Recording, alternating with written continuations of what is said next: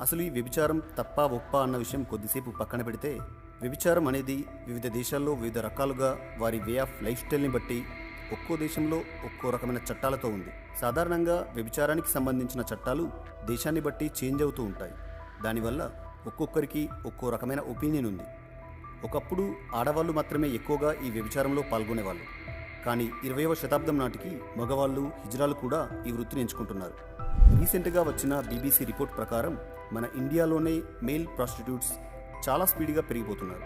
వీరిని గిగోలో అని పిలుస్తారు.